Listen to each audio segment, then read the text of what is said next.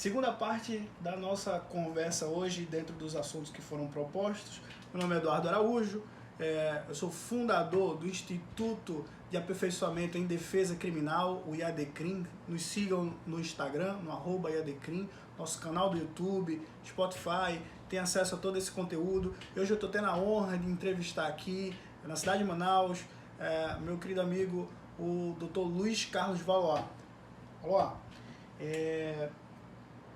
segundo tópico do nosso assunto hoje. Foi publicada hoje a autorização da Anvisa para que laboratórios de manipulação pudessem, mediante comprovação, receita, manipular medicações com composição de THC, se eu não estou enganado, de até 0,2%. Passando disso, aí ia precisar somente de um enquadramento para pacientes terminais, enfim, ia precisar de todo um arcabouço comprobatório médico mais extenso.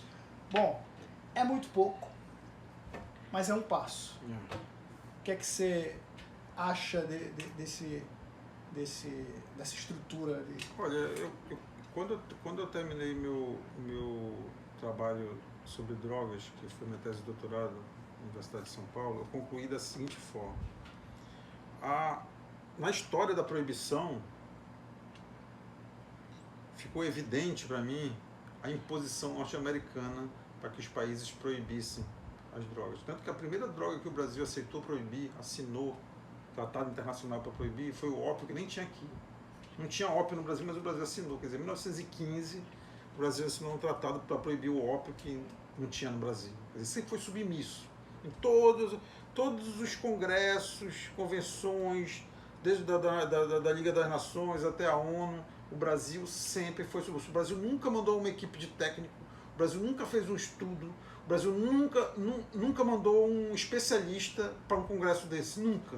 Foi sempre um diplomata afiliado de um governante, sobrinho de um deputado, de um senador, para esses congressos. Quer dizer, eles não sabiam nada, só iam lá para acatar o que os Estados Unidos... Inclusive, já chegavam lá nos congressos elogiando os Estados Unidos. E eu concluo o meu trabalho dizendo assim, que a gente foi obrigado a proibir, e vai chegar um dia que a gente vai ser obrigado a descriminalizar. Quer dizer, quem vai plantar isso? Quem já tem a patente disso? Não vai ser nada do Brasil. Quer dizer, o Brasil teria que ter know-how de plantação, o Brasil teria que ter... O Brasil não tem indústria farmacêutica mais, cara. O Brasil está virando um vale de exploração. Outro dia eu vim agora para encontrar contigo no carro, escutando o jornalista na rádio elogiando a safra de arroz. O Brasil está virando um país de exportar arroz, feijão, cana-de-açúcar, cacau, entendeu? De novo, quer dizer, não tem mais indústria. Cadê a indústria farmacêutica? Não tem mais nada disso. Quer dizer, vai acontecer o que eu previ na minha tese de doutorado. A gente vai um dia, a gente vai ter patente, know-how, vai ter tudo, e a gente vai ter que comprar maconha. Olha só que absurdo, comprar maconha dos Estados Unidos, que a gente vai se livrar de um traficante para ficar na mão de outro. E talvez nem se livre, porque esse tipo de procedimento acaba encarecendo a produção e as pessoas de menor poder aquisitivo acabam tendo que recorrer de novo. Não, nesse caso só do remédio sim, mas numa situação de descriminalização, eu acho que se livra, mesmo que seja imposto pelos Estados Unidos, a gente se livra do tráfico, porque você vê a bebida, não tem uísque falsificado, não tem tráfico de uísque, tem tráfico de cigarro, mas a quantidade de pessoas que bebem uísque falsificado, eu quero comprar um uísque falsificado, já viu isso? O cara é enganado com uísque falsificado, mas não com igual, eu tô doido para tomar um uísque falsificado, já viu um negócio desse, eu vou comprar um uísque falsificado que é mais barato, não existe isso, entendeu? Quer dizer, cigarro falsificado, uísque falsificado, bebida falsificada, isso continua existindo, mas a quantidade é muito menor, quer dizer, e isso também não leva a super encarceramento, porque o problema das drogas não é só a questão da necessidade do uso, seja do usuário recreativo, seja do usuário da cannabis medicinal. É questão do super encarceramento, né? A gente está prendendo pessoas que estão vendendo uma substância para outros que estão querendo comprar. Quer dizer, um crime que se inventou sem violência, um crime que se inventou, que é voluntário, sabe, que é espontâneo, quer dizer, ainda mistura todo mundo na penitenciária, cria um exército na penitenciária, sabe? Quer dizer, eu misturo o cara que está vendendo uma substância para o outro que está querendo comprar com o outro que matou o outro que não estava querendo morrer. Não pode dar certo isso.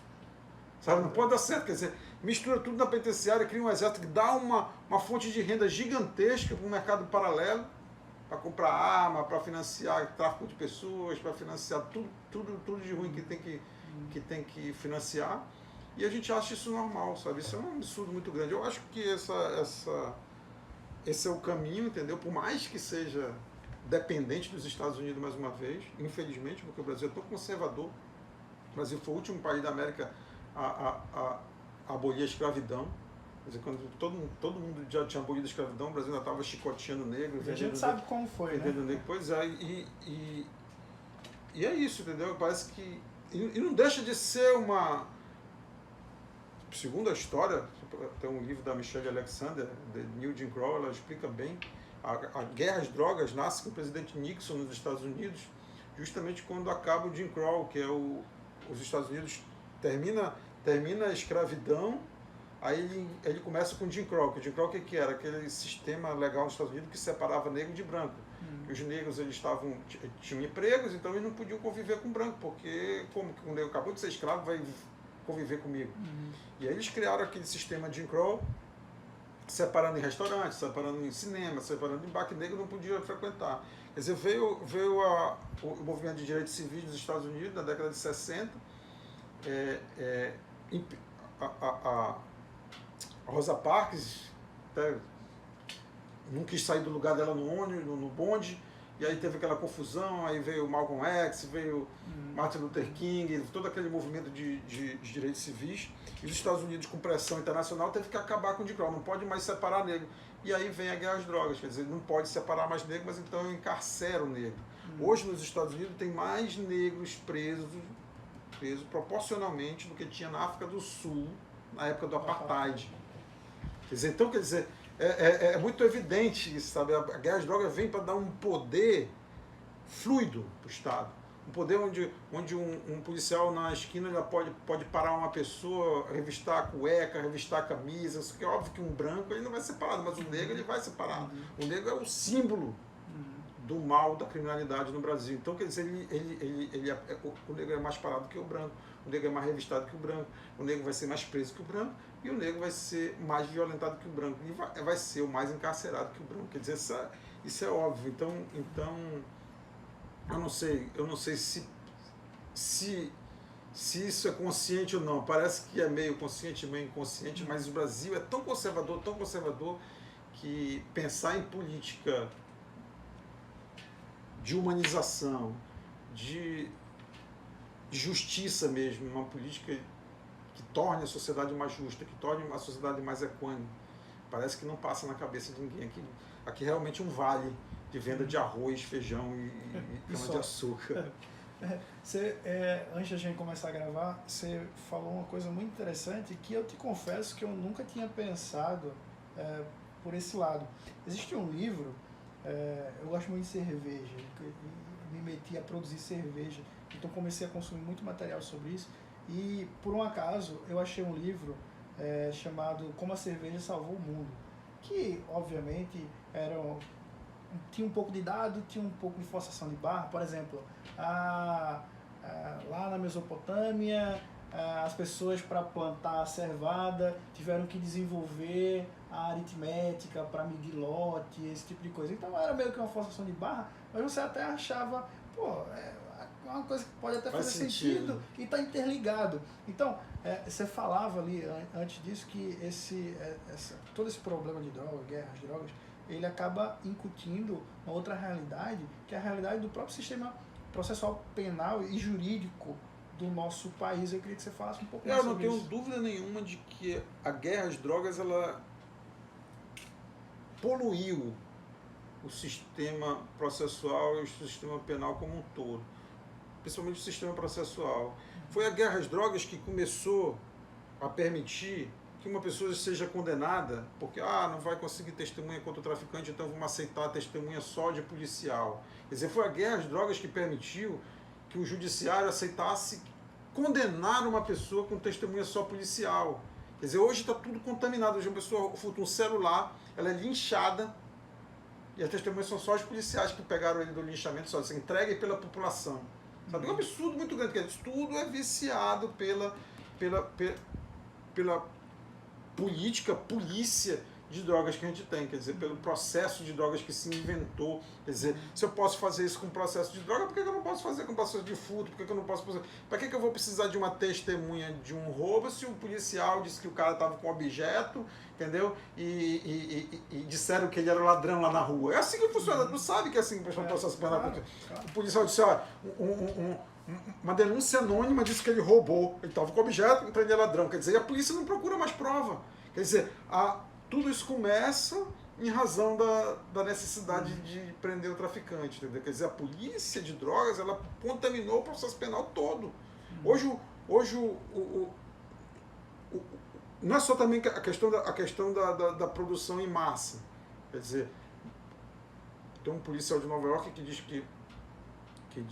no New York Times que a polícia de drogas é igual beija-sapo. Você vai para a esquina, beija um, beija outro, uma hora você acha um príncipe.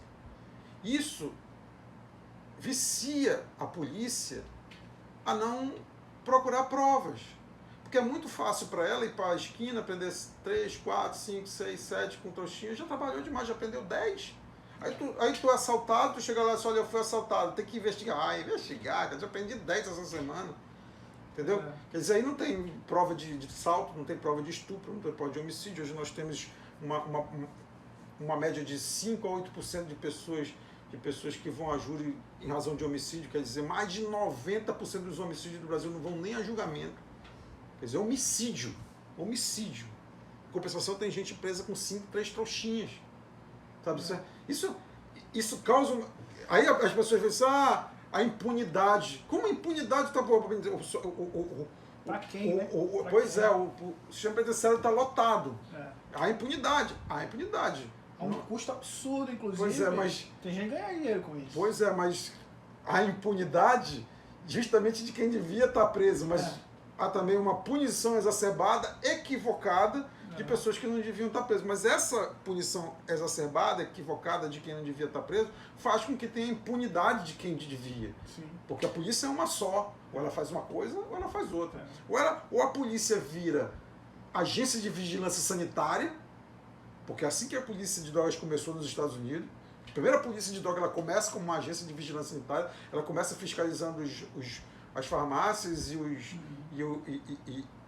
as clínicas que antes maconha, cocaína, heroína, vendia tudo na farmácia. E aqui eles falam em saúde pública, né? Exatamente. Aí eles começam a proibir aquilo e tal, não sei o quê, aí começam a criar uma vigilância sanitária para fiscalizar as farmácias, as coisas, e aí depois proíbe, vira crime, e aquela vigilância sanitária vira polícia.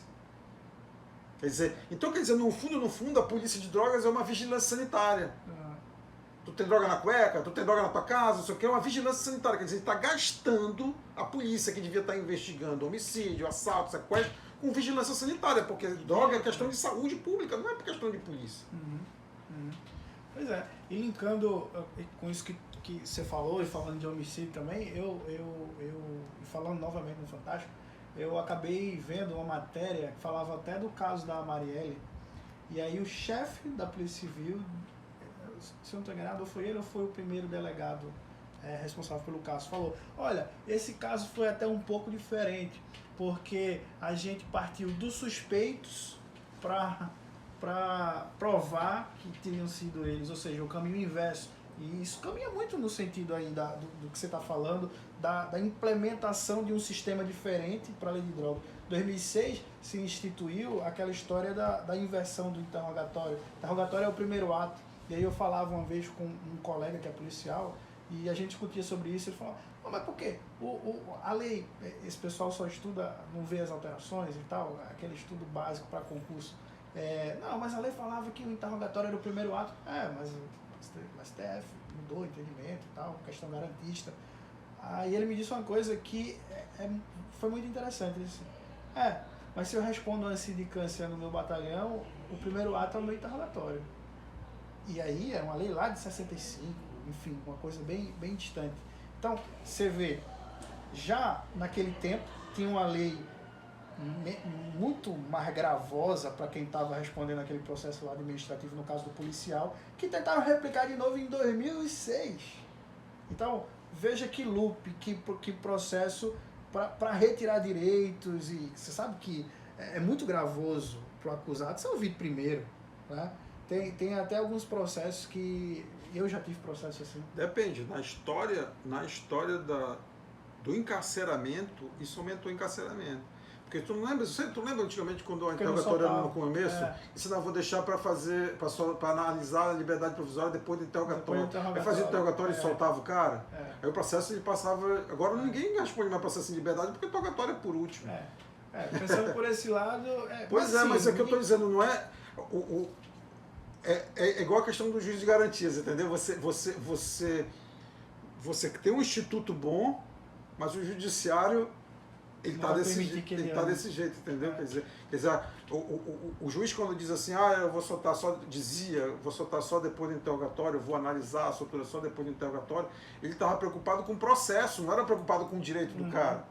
Porque ele sendo ouvido no interrogatório não tinha mais chance de ele fugir e prejudicar, parar o processo, entendeu? Era esse o pensamento do juiz, entendeu? Quer dizer, mas é muito complicado você analisar direito, você analisar justiça dentro da formação que a gente tem no judiciário, um judiciário policial, um judiciário também culpa da guerra às drogas. Por que culpa da guerra às drogas? Foi a guerra às drogas que estimulou esse negócio do judiciário combatente, do judiciário parceiro da polícia.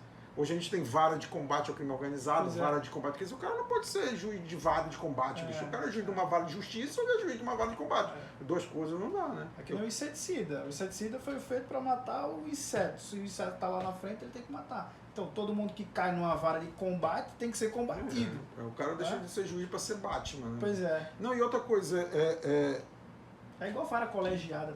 Imagina no civil uma vara de combate ao devedor. Vara de combate ao devedor.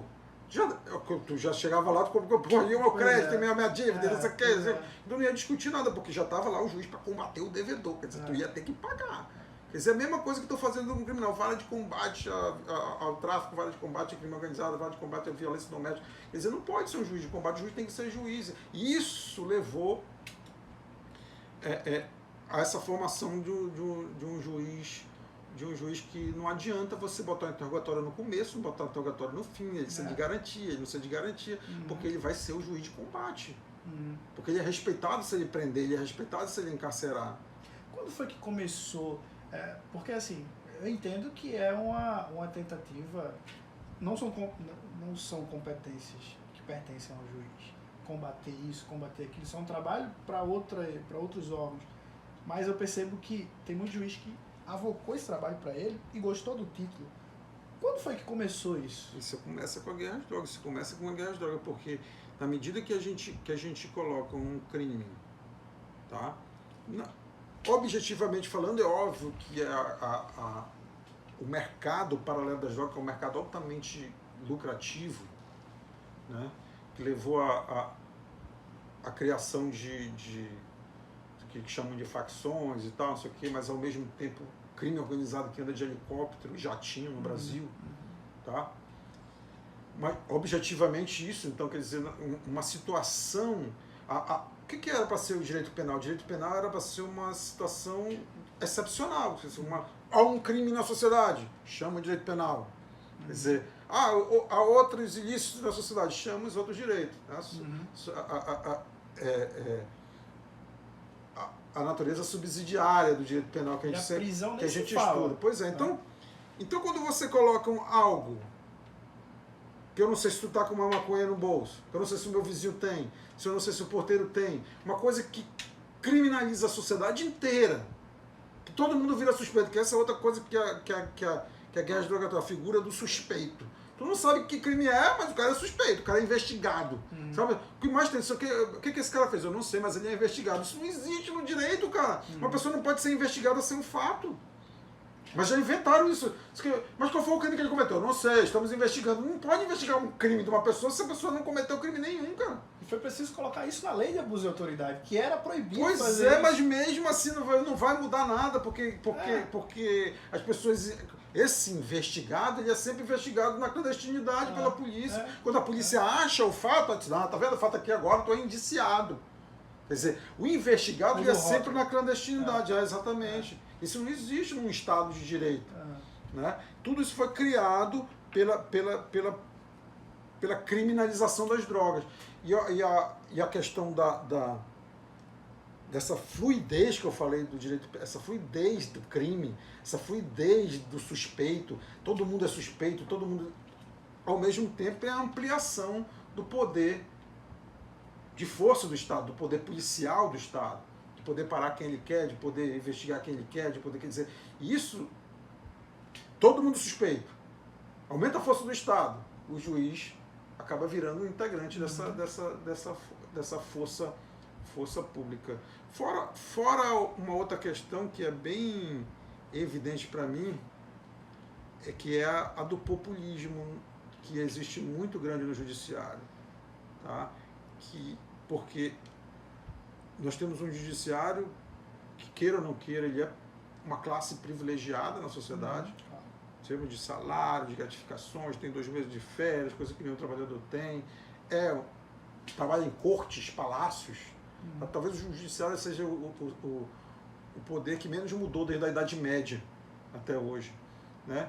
E ele, se vendo na necessidade, com tanto litígio, com tanta litigiosidade, tanto processo, ele se vê na necessidade de, nós temos que ter mais juízes, nós temos que nos democratizar, nós temos que botar juízes no bairro, não sei o que. Não pode fazer isso, porque senão ele vai ter que diminuir o salário dos juízes para ter muitos juízes. Então o que ele faz? Ele é populista. O que o populismo é? O populismo na história tem sido o político fazer lei de crime aumentando pena para poder não fazer nada, para não asfaltar a rua, para não dar saneamento básico, então ele cria um crime, cria uma pena, a sociedade tá combatendo o crime, então não precisa asfaltar a rua, não precisa cuidar dos hospitais, não precisa. Aí vem o judiciário, vê que isso funciona, quando ele começa a ser cobrado, que instituição é essa, que tantos privilégios, isso, não, mas nós estamos prendendo, nós estamos combatendo. Então ele usa o discurso do combate para ganhar legitimidade na sociedade, entendeu? O mesmo populismo que o político usa para não fazer nada na sociedade, o judiciário usa para manter o seu status quo. E você acha que quando, partindo dessa sua premissa, que quando houve, por exemplo, uma tentativa de um embate de uma classe política em relação a esse sistema, vou chamar de sistema de privilégios, tá? Do judiciário, e aí eu falo do judiciário englobando o Ministério Público, englobando todo mundo, aí é que houve aquele racha de dizer, não, então agora a gente prende político também, a gente prende, claro, não só por isso, mas seria um fator também? Olha, óbvio que essa questão do é um revanchismo. Prender político foi bem passageiro no Brasil, né? Porque acabou. Né? Eu acho que isso aí foi um objetivo específico, né? Então acabou o negócio de prender político, já teve a sua função, né? Já viu que prende. O judiciário já cumpriu essa função, né? Mas isso já é outro problema, né? Não aconteceu na história do Brasil. Mas você acha que teve um pouco de revanchismo nesse sentido? Não, eu acho que não. Eu acho que quando você dá um poder muito grande, houve um desequilíbrio de poder muito grande no Brasil. O judiciário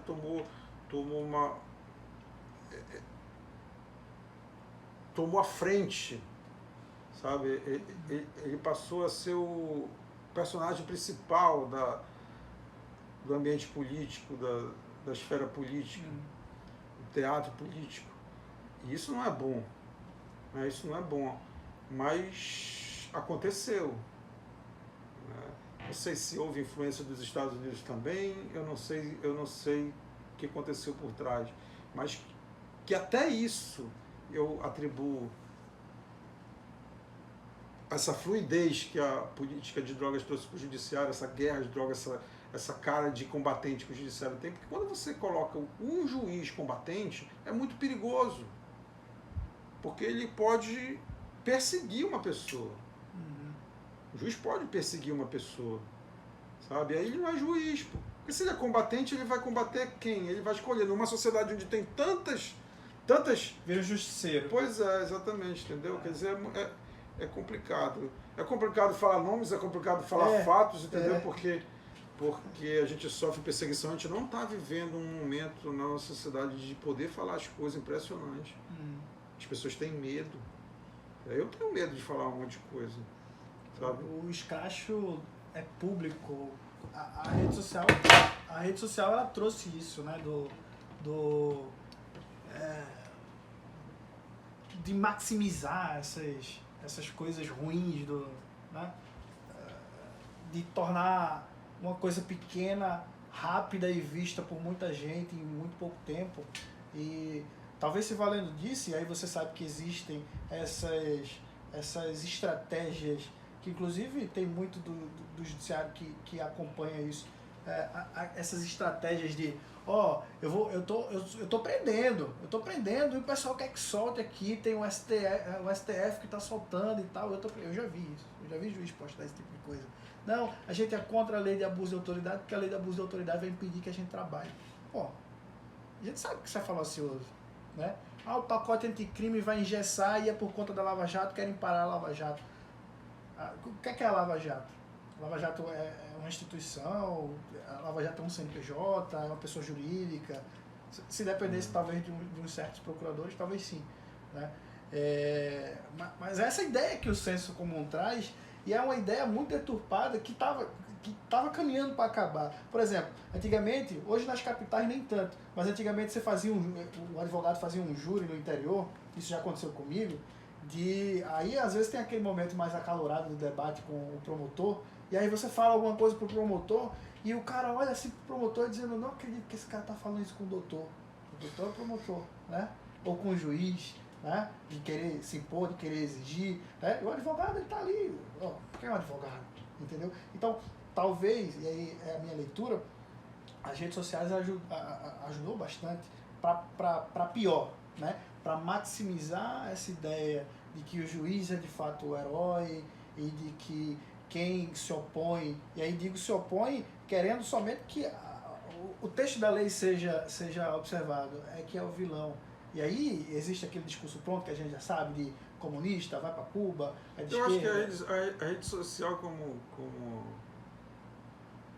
já disseram, ela abriu a possibilidade dos idiotas se manifestarem de qualquer jeito. Quer dizer, antigamente você tinha que, para ler alguma coisa, você tinha que ler um jornal, ler um site, que tinha um certo filtro. Hoje em dia todo mundo escreve o que quer, a hora que quer. Então, quer dizer, existe Você falava aqui com o vizinho, não chegava nem na portaria.